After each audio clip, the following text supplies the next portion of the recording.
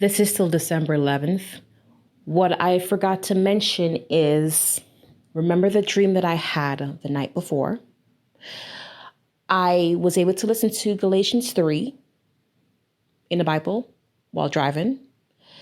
I didn't quite understand why that would relate to me.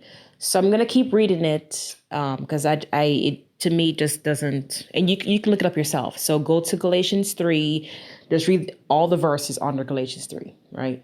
Maybe you can help me and leave a comment as to what it means. But in regards to Exhibit 5, this is quite interesting. So when I was looking at the agenda last night, it gave you an option to schedule your agenda, from whatever you see on the list, which ones you want to attend so that it could alert you that it's coming up. So it had different things where you can network with people at a certain time, different speakers and so forth, at a certain time. So I focused on, of course, both of them, right? I wanted to get as much information and connect with people as much as I can. In regards to the speakers, so there was a speaker that was going to be, a few speakers that I put that I'm going to attend. And I met someone there, awesome lady, and she was just saying, she just got fired from her job. It's like, something is happening, man. But she just got fired from her job and she's just trying to get out there and connect with people.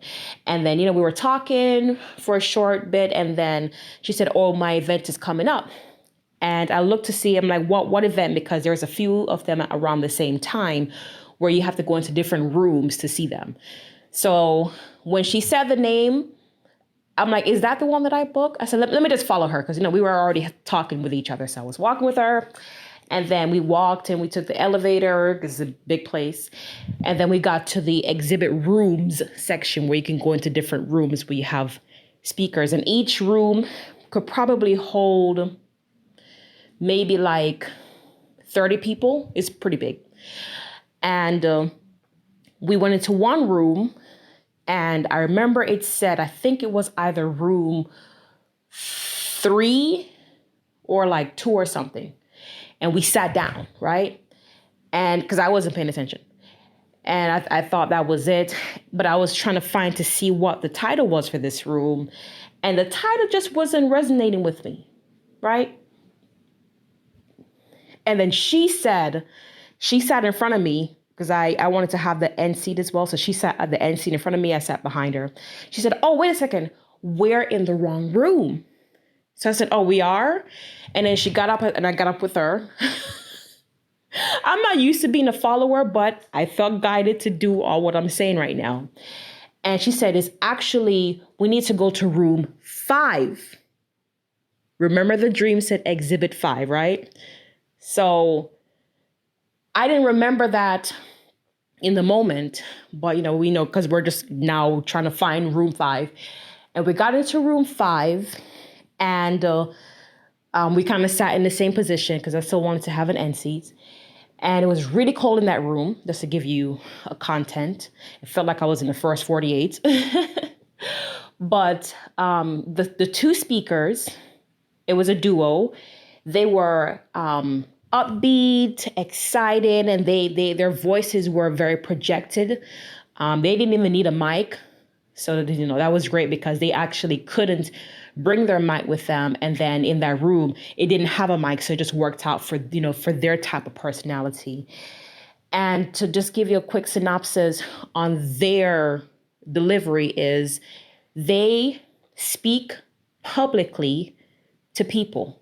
So they go on stages and they talk about helping other people to speak publicly and speak publicly making money. So that was the whole concept.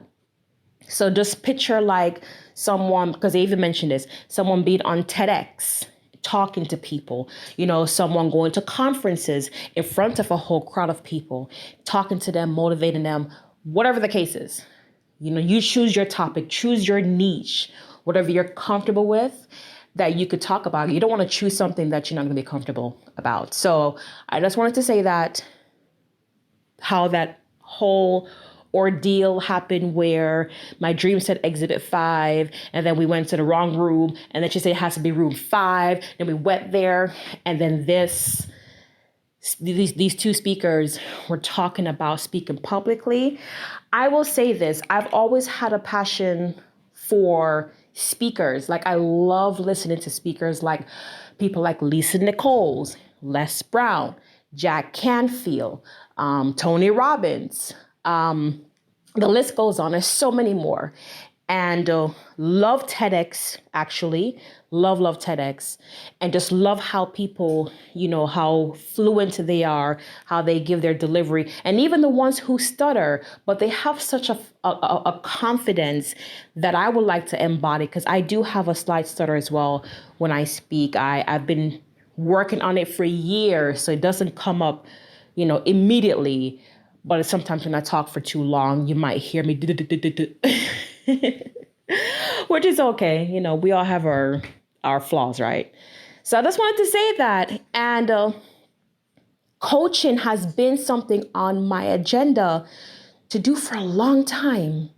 But I kind of shied away from it only because it's like when you call yourself a coach, it's like now I have to put myself out there. Being an introvert, that's not something I care to do. But it doesn't matter what I care to do. It's what the Lord wants you to do. And it reminds me of the prophet Moses. If you know the story, you know the story. When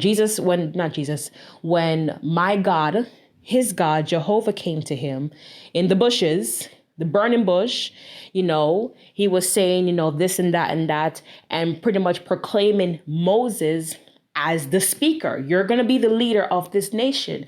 And Moses was like, I'm not a strong speaker. I'm older. Like, he had all these doubts that I can so resonate with. But his story in the Bible is one of the most powerful stories. One of the most powerful stories that he encountered and, showed up. He was selected to show up for God's people. So maybe that's a symbol there. I don't know. I just wanted to interject this into this episode, and I don't know if that will help somebody else. I hope it does. Okay. All right. Bye.